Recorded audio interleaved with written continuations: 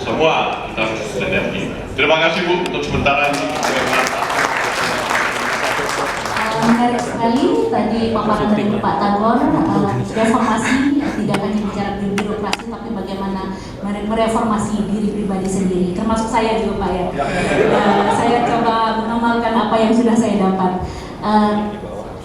Perlu penguatan moral, kemudian dalam penanggulangan bencana Pak ada dua sebenarnya. Bagaimana kita menguatkan kultur, yaitu sikap tadi moral, kemudian etika dan sebagainya, kemudian komitmen kita, kemudian ada struktur yaitu bagaimana penguatan sarana dan prasarana. Artinya ketika manusia sudah tangguh, sudah punya sudah pada tahap resilient, kemudian juga infrastrukturnya mendukung, artinya kita sama-sama menuju Indonesia yang tangguh. Jadi sebenarnya lanjutan dari Bapak saya skip dulu. Saya akan menuju ke Bapak Edison. Tadi juga Pak Tagor juga bicara tadi masalah mapping ya, pemetaan. Karena kenapa? Salah satunya adalah imbas dari data dan informasi Pak ya, data dan informasi. Di dalam salah satu rekomendasi dari Sabta Prakarsa Aceh ini ingin adanya memperkuat, mensinergikan, mengintegrasikan sistem informasi komunikasi kebencanaan multi pihak di sini Pak ya. BMKG sebagai salah satu lembaga yang berbasis desain dan teknologi, kemudian juga berbicara tentang layanan-layanan peringatan penanggulangan bencana ya, sistem peringatan dini dan sebagainya. Kita ketahui punya peran yang sangat besar dalam menunjang sistem informasi komunikasi kebencanaan. Di dalam kebencanaan sendiri ada beberapa parameter yang perlu, yaitu yang pertama adalah penguatan risiko. Artinya segala sesuatu asumsi dari BMKG itu berdasarkan manajemen dari pengetahuan risiko. Kemudian ketika sudah punya pengetahuan risiko yang bagus, ada yang namanya layanan peringatan, yaitu monitoring dan warning Pak ya. Kemudian juga ketika kita sudah punya pengetahuan risiko yang bagus, masyarakat punya kemampuan yang bagus, pemerintah punya data-data informasi yang akurat, kemudian kita punya layanan peringatan seperti sistem peringatan dini tsunami. Saya harap juga ditambah dengan sistem peringatan dini yang lainnya, tidak hanya tsunami dan gempa bumi, mungkin banjir tanah longsor. Nah, ketika kita sudah punya dua komponen tadi, ada kewajiban dari BMKG itu mendesiminasi informasi tersebut. Bagaimana informasi layanan peringatan tadi terdesiminasi dengan baik dalam sebuah sistem komunikasi bencana. Nah, apa imbasnya? Imbasnya adalah masyarakat merespon dengan tepat. Ketika masyarakat tidak merespon dengan cepat, ada sesuatu, berarti ada yang salah dengan sistem komunikasi informasi kebencanaan. Kira-kira apa terobosan ke depan dari BMKG itu sendiri dalam memfungsikan peran sinergitas dari semua dalam pemberian layanan peringatan? Artinya kenapa tidak akses layanan peringatan itu bisa terintegrasi ke semua stakeholder seperti itu Pak? Baik, terima kasih Bu Risma. Bismillahirrahmanirrahim. Assalamualaikum warahmatullahi wabarakatuh. Yang saya hormati Pak Taufik dari Bappenas, Pak Armen dari BNPB, Pak Idris dari LAN, dan juga Pak Tagor dari DPR RI ya. Dan juga para undangan dan mobil khusus para peserta ya, Reform Leader Academy. Selamat pagi. Semangat ya. Ya. Sudah penutupan ya sekarang ya. Ya. Bapak Ibu sekalian, kami dari BMKG mohon maaf hari ini Bapak Sestama BMKG tidak bisa ikut di dalam kegiatan talk show pada siang hari ini, dan Pak Sestama Bapak Dr. Widada Sulestia merekomendasikan agar kami atau saya dari Balai Besar Meteorologi, Klimatologi dan Geofisika wilayah 1 Medan untuk hadir mewakili beliau di dalam kegiatan talk show ini. Tadi yang ditanyakan oleh Bu Risma, bagaimana peran ya Bu ya BMKG selama ini, terutama terkait dengan upaya penanggulangan bencana. Nah, Bapak Ibu sekalian, perlu Bapak Ibu ketahui bahwa memang Indonesia ini merupakan salah satu wilayah yang dikenal sebagai etalase bencana ya. Seluruh bencana itu ada di sini ya.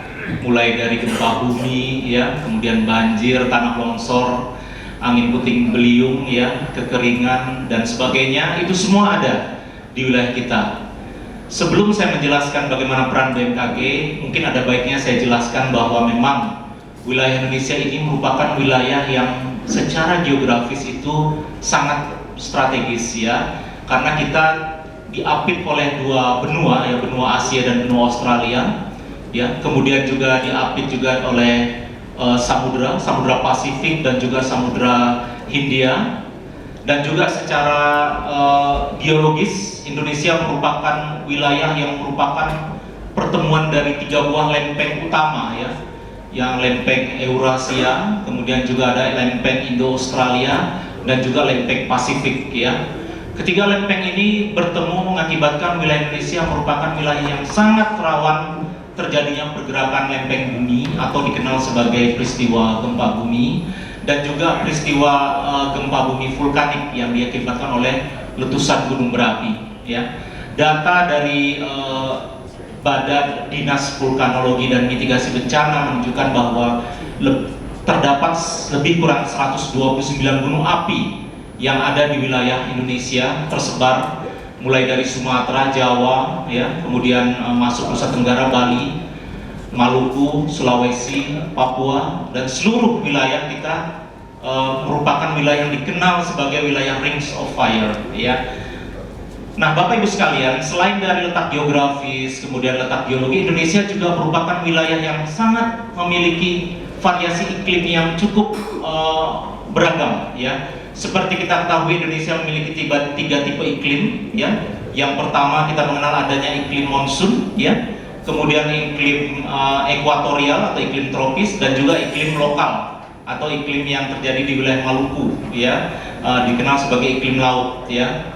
Nah, dari ketiga pengaruh tersebut menyebabkan pengaruh bencana alam yang terjadi di wilayah Indonesia ini tentu sangat mendominasi, ya. Tadi disebutkan 148 juta penduduk Indonesia itu berada di wilayah yang sangat rawan terjadinya bencana, Bapak Ibu sekalian. Nah, bagaimana sebenarnya BMKG melihat persoalan ini, ya? Karena kita ketahui bahwa Badan Meteorologi, Klimatologi dan Geofisika itu berdasarkan Undang-Undang Nomor 31 Tahun 2009 itu menyebutkan bahwa informasi meteorologi, klimatologi dan geofisika merupakan tanggung jawab penuh dari BMKG untuk menyampaikan kepada masyarakat, Bapak Ibu sekalian. Ya, tentu kita berusaha, ya, berupaya meningkatkan berbagai peran kita di daerah, ya, terutama peningkatan sumber daya manusianya, ya, sarana dan prasarananya dan lain sebagainya. Hal tersebut tentu sangat membutuhkan dana yang cukup besar, Bapak Ibu sekalian. Kita menyadari bahwa saat ini keuangan pemerintah memang sangat terbatas, ya. Untuk itu kita melakukan upaya-upaya yang tidak hanya tergantung pada anggaran pendapatan dan belanja negara, namun kita berupaya untuk mengembangkan kegiatan-kegiatan kerjasama baik dari pihak asing, pihak swasta, ya, untuk memperluas, ya, jangkauan kita, terutama untuk mengembangkan sistem peringatan dini tadi, ya. Tadi Bu menyebutkan sistem peringatan dini, ya.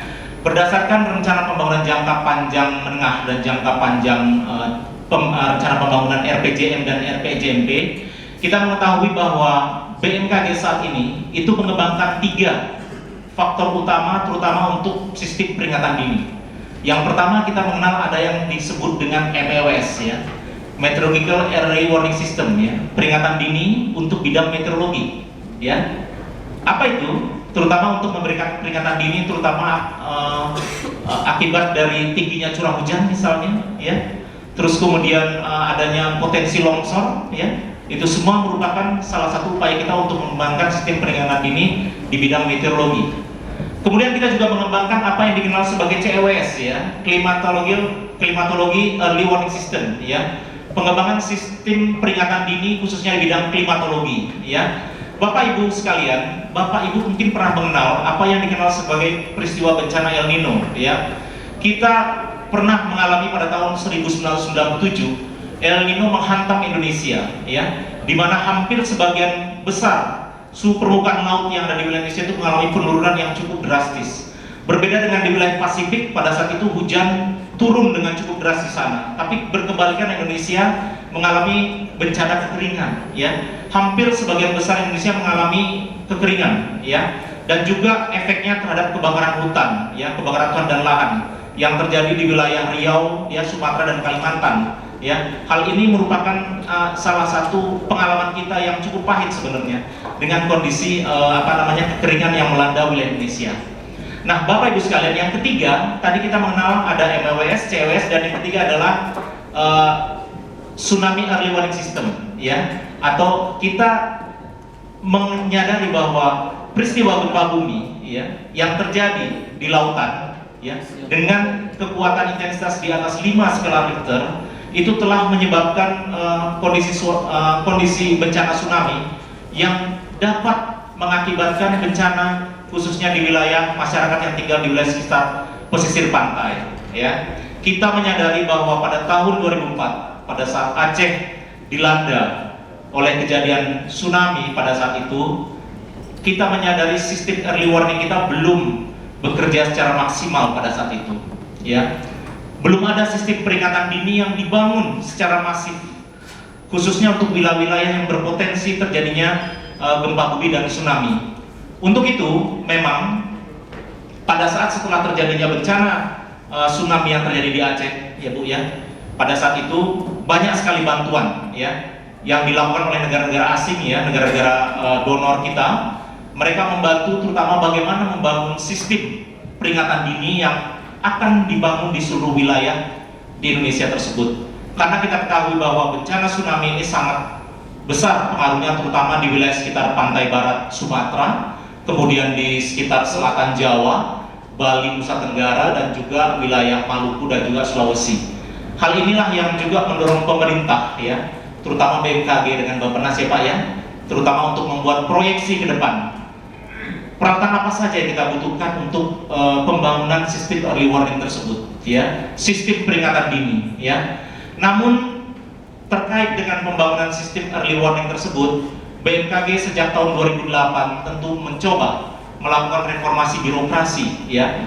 Menarik tadi yang disampaikan oleh Bapak dari LAN, ya Pak, ya, bahwa memang reformasi birokrasi ini merupakan suatu kebutuhan utama bagi aparatur sipil, terutama untuk memberikan pelayanan kepada masyarakat yang lebih, ya, atau yang out of box, ya, keluar dari yang hal-hal yang zona nyaman, ya. Jadi kita berupaya dari BMKG sendiri, kita berupaya untuk melakukan reformasi birokrasi, terutama dalam fokus kepada 8 perubahan, ya, termasuk manajemen perubahan, ya, kemudian juga tata laksana, kemudian juga SDM aparatur, ya, dan lain sebagainya. Nah, ini merupakan salah satu upaya kita, terutama BMKG, untuk mengembangkan bagaimana kemampuan birokrasi kita, aparat kita, untuk terus berupaya meningkatkan kemampuannya, terutama fokus untuk melayani masyarakat, ya. Karena memang tadi saya jelaskan, saya garis bawahi, memang bencana itu semuanya ada di wilayah Indonesia, sehingga BMKG terus mencoba mengembangkan sistem peringatan dini tersebut kepada masyarakat, ya. Bapak Ibu sekalian, ada beberapa hal yang menjadi catatan kami, terutama untuk strategi yang kita lakukan, khususnya untuk BMKG dalam melihat potensi bencana yang ada di Indonesia, bahwa memang kita saat ini sangat membutuhkan peralatan, ya. Peralatan tersebut memang tidak murah, ya. Kita mencoba melakukan kerjasama, ya, baik dengan lembaga swasta dan juga dari pihak luar. Kita berupaya untuk membangun sinergitas tersebut, terutama untuk melengkapi titik-titik yang merupakan wilayah yang cukup rawan bencana. Dan untuk itu kita ke depan mohon mudah-mudahan di dalam kesempatan ini kami juga ingin teman-teman dari LRA ini setelah menamatkan pendidikannya nanti, mudah-mudahan pada saat terjun nanti ke dunia kerja terus dapat melakukan sinergitas, ya, kolaborasi. Karena memang tadi saya sangat mencatat bahwa penanggulangan bencana itu merupakan upaya yang menyeluruh dan proaktif, ya. Proaktif dari kita sendiri, ya. Rubah mindset kita selaku aparatur sipil negara, ya, ASN, ya. Rubah. Kita harus berubah tersebut karena upaya yang utama kita adalah melayani masyarakat, ya. Memberikan informasi yang terbaik bagi masyarakat. mengembangkan sistem peringatan dini, ya, karena memang di dalam Undang-Undang Nomor 24 Tahun 2007 disebutkan bahwa memang bencana, ya, terutama juga manajemen kebencanaan, ya, mulai dari pada saat bencana, ya, kemudian penanggulangan darurat, ya, kemudian upaya rehabilitasi, rekonstruksi, ya, dan juga salah satunya merupakan upaya mitigasi dan banyak sekali di situ disebutkan, ya. Ini merupakan salah satu upaya kita untuk dapat menyatukan berbagai unsur, ya, karena memang ini dari berbagai lembaga, ya, dari kementerian dan lembaga, ya. Saya harapkan dengan teman-teman dari LRA ini pada saat nanti selesai Bapak Ibu sekalian menamatkan pendidikan, teruslah jaga koordinasi kita, terutama untuk memberikan yang terbaik kepada masyarakat, ya. Itu saja mungkin yang bisa kami sampaikan, Ibu. Terima kasih. Wabillahi taufiq wal hidayah. Assalamualaikum warahmatullahi wabarakatuh. Terima kasih kepada Bapak Ison, tadi sudah sangat jelas sekali menjelaskan tentang sistem informasi komunikasi. Kita ketahui bahwa BMKG punya sistem peringatan dini, kemudian BNPB juga punya sistem inalisnya Pak, ya, untuk indeks risiko dan sebagainya. Jadi kita punya banyak, kita juga bicara sinergitas. Jadi pertanyaan saya ini semua ke semua narasumber. Ketika kita bicara sinergitas tadi, kita sudah punya sistem peralatan, kultur dan struktur kita sudah kuat. Jadi data kebencanaannya juga perlu kita perbaharui, sistem kebencanaan itu perlu terkoneksi ke semua. Ketika terjadi bencana, legislatif juga harus tahu, eksekutifnya juga harus tahu, SKPK dan pemerintahnya juga saling terkoneksi. Saya terpikir bagaimana untuk mensinergikan data dari data informasi, kemitraan, kebijakan dan sebagainya ke dalam satu poin penting. Mungkin ada semacam data yang terintegrasi, kemudian bisa menghasilkan kebijakan dalam bentuk one map one policy, mungkin Pak, ya, sehingga pengambil kebijakan akan lebih cepat dan terarah dalam mengambil keputusan dalam penanggulangan bencana. Mungkin pertanyaan pertama ke Pak Harvey, bagaimana kita integrasi dengan tadi?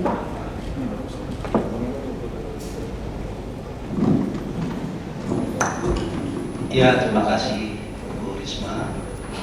Jadi sistem informasi kebencanaan Indonesia ini memang kita sudah membangun aplikasi, termasuk juga bagaimana hubungan kerja dengan BMKG, ya. Itu kita sudah bangun. Kita punya sistem informasi kombinasi cuaca, jadi multi hazard early warning system. Kita punya INASAFE, INAWARE.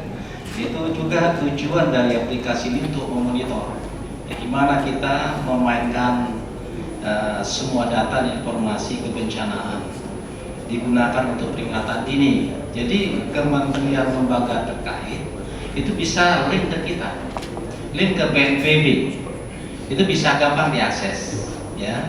Jadi mulai dari multi hazard early warning system, INASAFE, INAWARE, juga peta-peta kebencanaan, informasi-informasi tentang kejadian bencana, dan banyak sekali.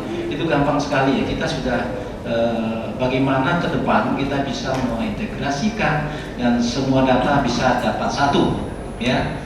Nah, tidak, kadang-kadang kan hoax itu macam-macam, tidak, misalnya Gunung Agung pada kejadian-kejadian yang lalu itu kalau kita ambil di tempat yang tepat itu bisa, ya, kalau kita ambil di tempat yang tepat tidak salah dalam pengambilan keputusan. Jadi dalam membangun penguatan peran multi pihak ini juga di sistem informasi kita membangun integrasi, sinkronisasi, ya, tentang informasi kebencanaan, dan memang sudah kita bangun.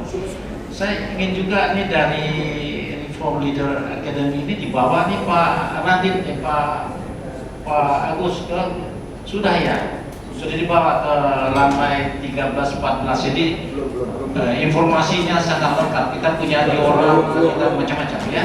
Itu perlu dibawa ke sana. Kalau pulang nanti bawa situ boleh, ya. Yaitu banyak orang-orang dari luar negeri, dari sekolah-sekolah, semua instansi pemerintah datang ke situ. Jadi secara bencana apa, termasuk aplikasi kita punya, ya. Apalagi setiap direktorat sudah bangun I apa segala macam itu sudah dibangun, gitu. Jadi memang kita mau merubah, mereform, ya, untuk hal-hal kemajuan bangsa ini. Jadi perlu di diintegrasikan dan silahkan dilinkkan kepada sistem yang kita punya, dan kita juga sudah link dengan BMKG, BPBD, BNPB itu juga sudah link.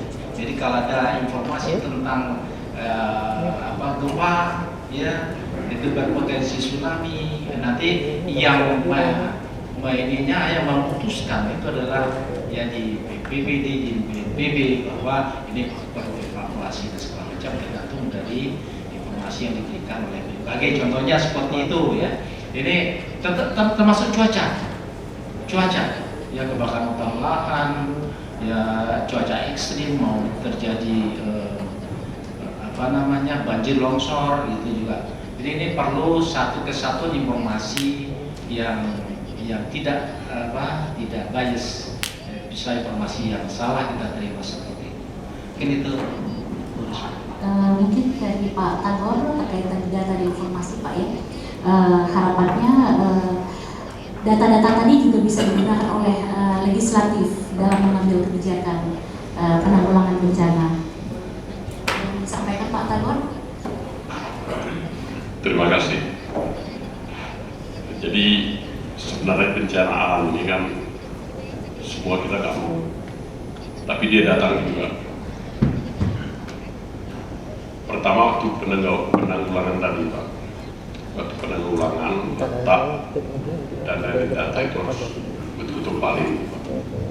Sering saya lihat, ini belum lagi di tempat kita ini di Aceh yang masih tertinggal pembangunan ini, di Pulau Jawa itu sempat kejadian longsor, alat berat nggak bisa masuk situ. Berarti penataannya Pak, penataan kampung, di mana letak kampung, di mana letak kota itu harus betul-betul ini juga termasuk di Bappenas.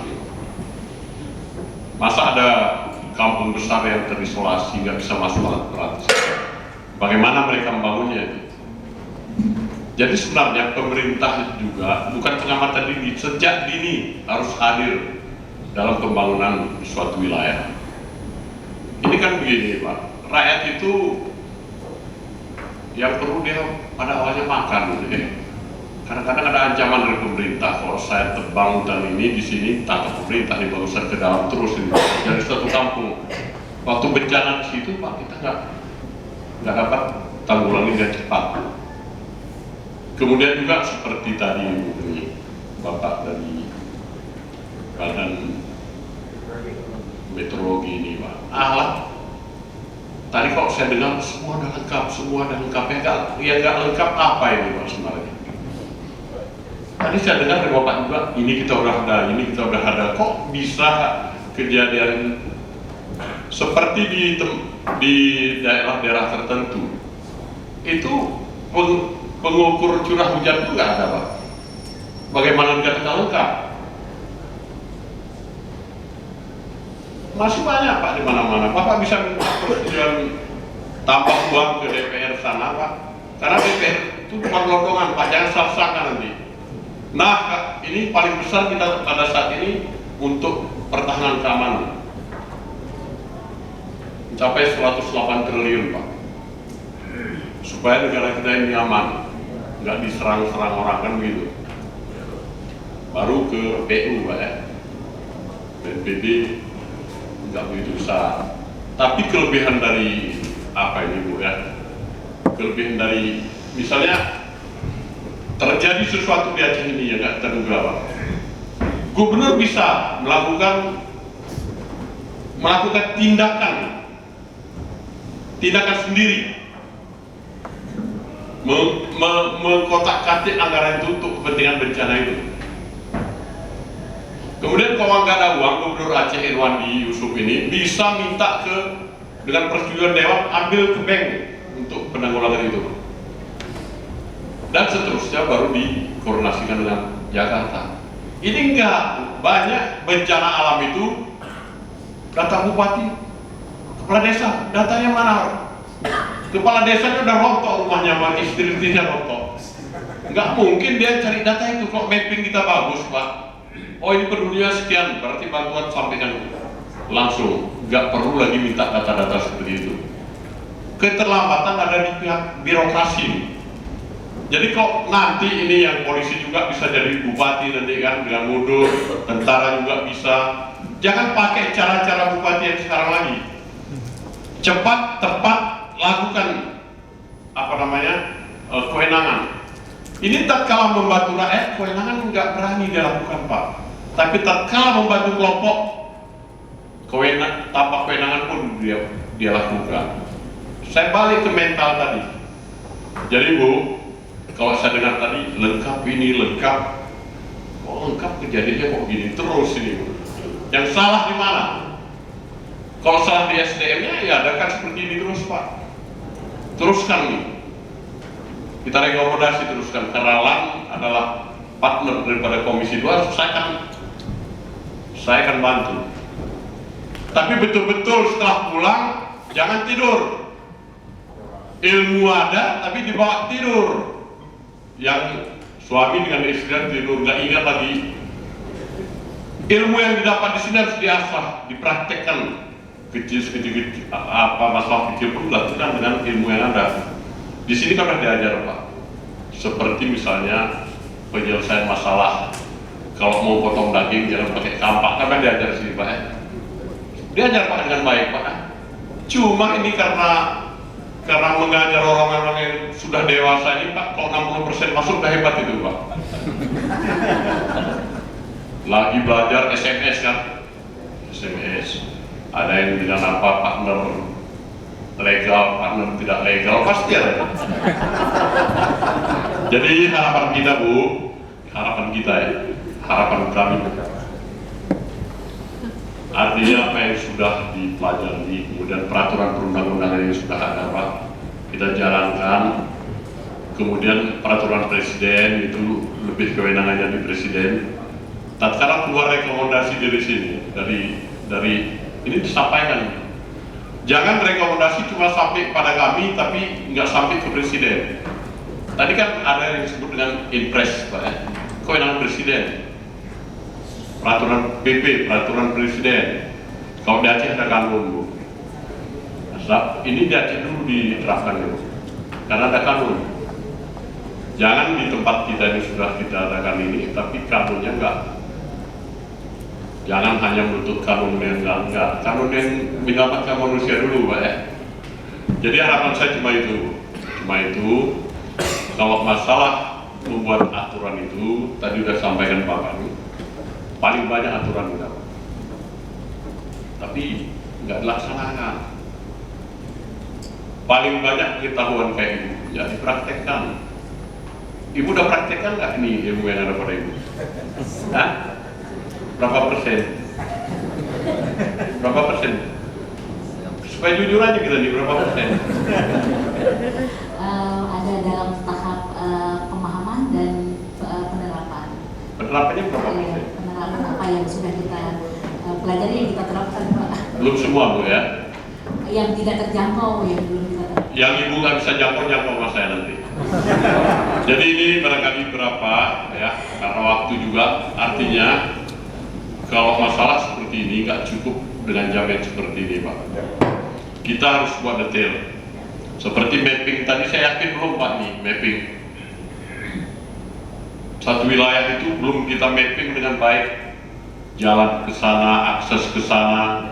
Seperti dulu tsunami di sini, lapangan terbang paling sulit waktu itu. Itu dulu kita rehab. Jalan darat pun sulit. Lain lagi faktor manusianya, lain lagi ada partai yang nempel bantuan, padahal nggak bantu Pak. Banyak masalah. Jadi ada ya, ini ya. Saya pernah ini ada bencana yang buat manusia di ilegal, di Moro. Saya pernah sharing perdamaian di sana. Ternyata konflik di situ dipelihara LSM karena dia menjadi lahannya itu. Artinya kalau orang itu damai, LSM akan kehilangan mata pencaharian. Itu saya berangkat ke situ ke Moro lewat Marawi itu namanya yang peran sekarang elegan. Saya sering perdamaian situ. Ternyata konflik itu dipelihara Pak. Karena konflik itu menjadi mata pencaharian LSM. Jadi saya sering perdamaikan, damaikanlah. Termasuk di Aceh dulu. Gerakan Aceh Merdeka berantem sama tentara itu, ada LSM yang tetap supaya ini tetap ada. Ini bencana yang buat manusia, Bu, ya. Di tempat kita ini kan lengkap nih, bencana yang buat manusia, bencana alam. Kadang-kadang datang teguran dari Allah kan gitu, ya. Jadi intinya kami di DPR ini dukung penuh untuk kebaikan. Jangan nanti udah sampai di kementerian dibagi-bagi menguap uangnya. Dengan banyak dia pakai tangkap tangan, ketangkap kaki yang belum pernah, Bu, ya. Ketangkap tangan, ada yang cuma 100 pun diumumkan, dipolitisir, Pak, ya. Masa biaya untuk memilih bupati itu sekian puluh miliar, tapi karena 100 juta dia diberhentikan. Nggak logis itu, Pak. Nggak logis, Pak. Nggak logis. Ada lagi, kalau kita kaya, nggak jelas apa dikasih Tuhan rezeki kita, nggak jelas ditangkap KPK. Padahal katanya rezeki itu dari Allah Subhanahu Wa Taala. Itu pun sampai urusan Tuhan pun kadang-kadang diurus oleh kita yang nggak jelas ini. Jadi ini, Bu, itu saja, Bu. Saya sebenarnya ya kepingin kali berbagi pengalaman, tapi waktu nggak cukup nih. Berbagi pengalaman waktu nggak cukup. Tapi DPR RI khususnya di Komisi 2 ini kan partner Bapak ini, Pak. Partner dari LAN. Saya udah buktikan ini cukup bagus. Tapi jangan tunjukkan yang bagus saja, Pak. Yang nggak bagusnya mana nih? Nggak ada yang nggak bagus, ya? Hah? Oh, ada juga yang nggak bagus. Ini saya lihat yang bagus-bagus. Itu aja, Bu. Barangkali waktu yang lain kita lagi akan sedikit dari Pak Harmen. Sebelum kita tutup, saya sebenarnya sudah dikasih kode oleh panitia. Kita ada yang disampaikan. Supaya lebih jelas lagi, ya. Di undang-undang itu memang sudah diatur pendanaan untuk bencana. Ada dana sosial itu dari PSP dan untuk RECO.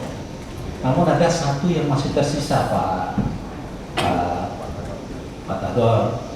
Ini beliau ini sangat banyak pengalaman, jadi punya banyak. Kita kurang waktu sebenarnya. Jadi ada satu yang belum, dana kontingensi. Ya. Yaitu kita sudah mempunyai rencana kontingensi. Jadi kemana kalau satu di gunung api misalnya, kita apakan ini, bagaimana kita kesiapsiagaan kita menghadapi erupsi yang besar nanti. Ada jalan evakuasi, ada rambu evakuasi, ada pembangunan shelter, ada macam-macam menyiapkan itu. Tapi kalau ada dana kontingensi, ya mudah bagi kita untuk melakukan. Ini yang belum ini, ya. Dan itu sudah siap. Pemetaan juga sudah sebagian kita lakukan. Tapi ada yang tanggung jawab pemerintah daerah. Pemerintah daerah juga harus melakukan hal itu. Dan kemudian di ini ada kanunnya juga, ya. Ada 1% itu bagus. Di Aceh ini mau masukkan 1%. Nanti dibangunlah mana daerah rawan tsunami, bangun rencana kontingensi tsunami, mana yang rawan banjir longsor, bangun rencana kontingensi, ya, untuk sehingga gampang kita aktifasi menjadi rencana operasi. Dan sebelum itu kalau ada dana kontingensi itu kita bisa bangun, Pak. Kita bisa bangun. Ini yang perlu diperjuangkan oleh DPR. Bagaimana tadi alat berat nggak bisa masuk, contohnya seperti itu kita bisa bangun. Ini mau lari kemana kita bisa buat bangun jalannya. Kemudian tidak ada keraguan bagi pemerintah provinsi, pemerintah kabupaten kota untuk dalam situasi darurat dia harus accept. Malahan Pak Tahor bilang perlu pinjam ke bank, ya ambil dulu. Tapi kalau sudah di state, ya di state bahwa bupati atau wali kota atau gubernur sudah mengeluarkan pernyataan status daruratnya. Jadi status darurat ini acuan bagi pemberian dana siap pakai. Kontak kita, laporkan kejadian semua. Kalau tidak ada di daerah, utang dulu. Boleh. nanti minta nih Pak Pandi kan tahu persis itu bagaimana hanya BNPB yang mempunyai dana on-call itu bisa digunakan oleh kabupaten, kota, provinsi, kementerian, lembaga. Jadi tidak ada, itu digunakan BNPB enggak. Jadi Pak Tagor, kita tidak pernah gunakan dana on-call itu, tapi untuk semata-mata bagaimana operasi darurat itu bisa dilaksanakan. Untuk SAR, kita udah pengalaman sama SAR. Kalau SAR nggak punya unit itu, minta unit itu nih untuk dana on-call ini. TNI Polri, bagaimana kita mau deploy 3.000 personil untuk kebaran utambahan misalnya. Seperti itu kita biayai. Ya, di Pemda juga begitu. Ada operasi ini sangat penting ini. Masyarakat segera untuk dibangunkan rumahnya. Kalau misalnya kecil, 10, 20, 30 rumah minta on-call. Bisa, tapi segera kita diberitahu laporan kejadiannya, di state ininya status keadaan daruratnya, itu boleh. Tapi kalau nggak ada proposal, nggak ada usulan, dan dia tidak berani ngambil keputusan, nah, kalau sudah begitu, call aja kita, Pak, gini kejadiannya gini, kita tidak punya duit, kita kasih duit. Jadi tidak ada persoalan di negeri ini. Nah, itu gunanya Pak, dana di sosial itu, dana sosial yang di reserve fund ya, di dana cadangan pemerintah itu kita bisa pakai, dan itu bisa dikeluarkan atas usul dari kepala BNPB, tapi untuk semua kementerian lembaga, pemerintah daerah dan masyarakat boleh, tapi jelas itu ditetapkan. Kalau masyarakat butuh dana misalnya darurat nih, ada kebutuhan posko dan sudah dicatat bahwa ini penting, itu bisa misalnya diberikan kepada masyarakat.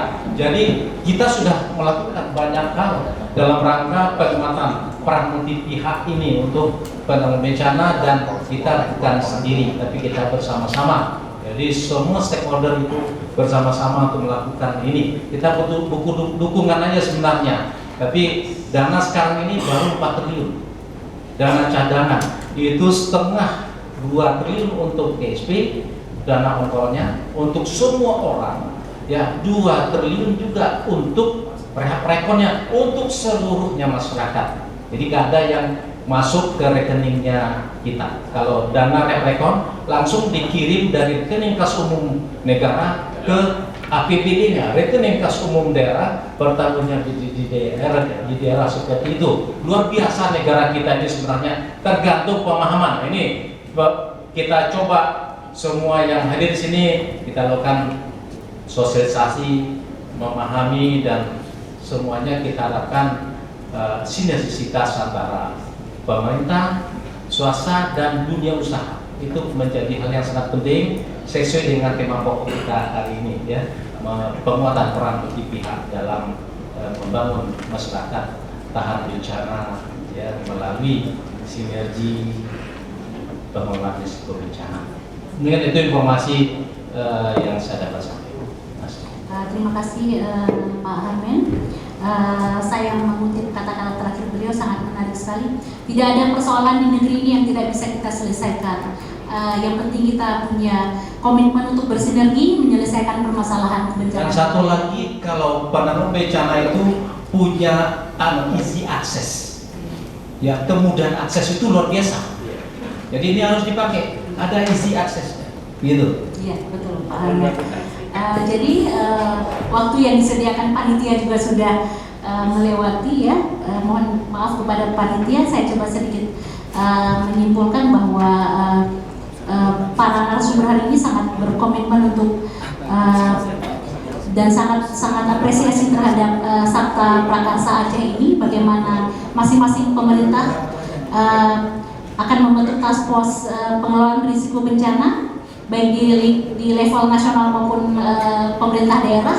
Harapannya akan memperkuat sinergitas penanggulangan bencana, kemudian bagaimana membentuk birokrasi yang cerdas, tidak kaku, dan juga kita perlu mereformasi diri sendiri selain birokrasi pemerintah. Kemudian juga bagaimana komitmen dalam pengelolaan risiko bencana berbasis informasi komunikasi. Tadi persoalan dari Pak Takor juga berbicara masih banyak pemetaan yang perlu kita lakukan, Pak, ya, sehingga sebenarnya ada banyak PR sebenarnya berbicara peta risiko dan sebagainya. Tapi persoalan-persoalan ini akan terselesaikan apabila semua pihak akan bekerja dengan baik. Mungkin itu sedikit saya simpulkan. Saya harap ada tim di sini yang akan lebih cerdas merekomendasikan hasil ini, dan harapannya apa yang kita dapat hari ini bisa kita implementasikan. Dari Aceh kita berharap bisa membawa perubahan untuk Indonesia. Saya selaku moderator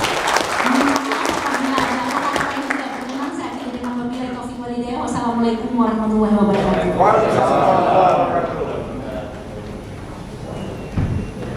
Terima kasih kepada Ibu Risma Sunardi dan terima kasih juga kepada narasumber yang telah menyampaikan materi yang menarik dan tentunya sangat penting bagi kita semua. Kepada Ibu Risma, dimohon dapat kembali ke tempat, dan kepada narasumber yang lain silakan duduk di tempat saja, Pak, karena kita akan menyaksikan persembahan dari Forum Seni PKP 2A 4 Persembahannya adalah berupa lagu Kenebah Indatu yang dipopulerkan oleh Liza Aulia. Lagu ini menceritakan sejarah Aceh yang ditinggalkan oleh Indatu, yaitu sebutan untuk nenek moyang bangsa Aceh. Hal-hal yang ditinggalkan berupa sajak, syair, tarian yang berisikan puji-pujian kepada Allah yang Maha Kuasa. Saat ini masyarakat mengenalnya dalam bentuk tarian Ranum Lapuan, tarian Sedati, tarian Samat, dan alat musik Serume Kali. Kepada Bapak dan Ibu, silakan menikmati.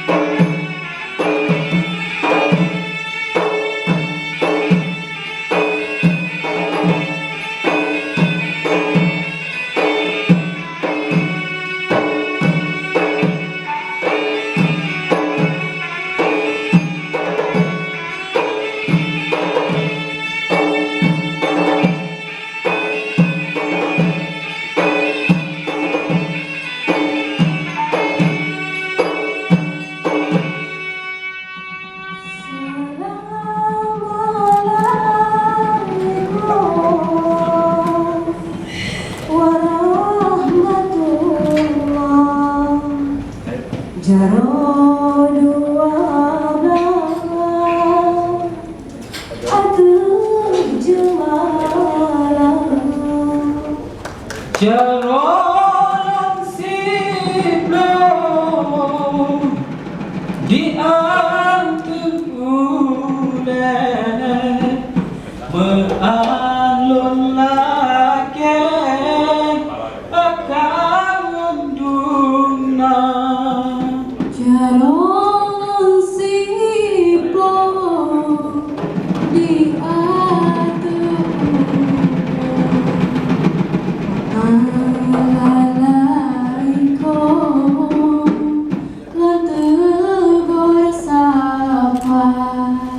Lahir hujan, lahir rumah.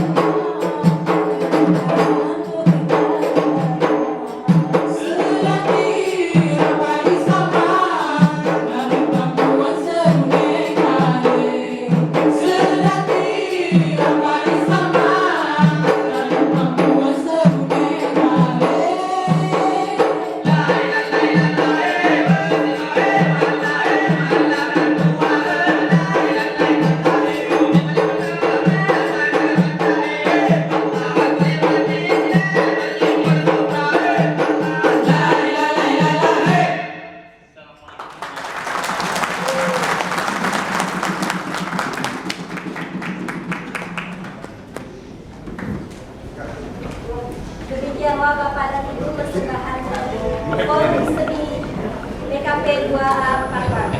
Selanjutnya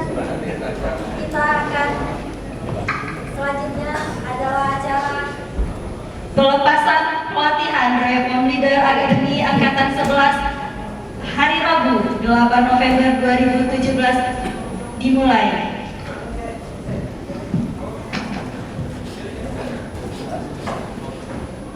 Diawali dengan laporan penyelenggaraan pelatihan Reform Leader Academy Angkatan 11 yang akan disampaikan oleh Kepala BKP 2A Parwan. Kepada Bapak Faisal Adriansyah, disilakan.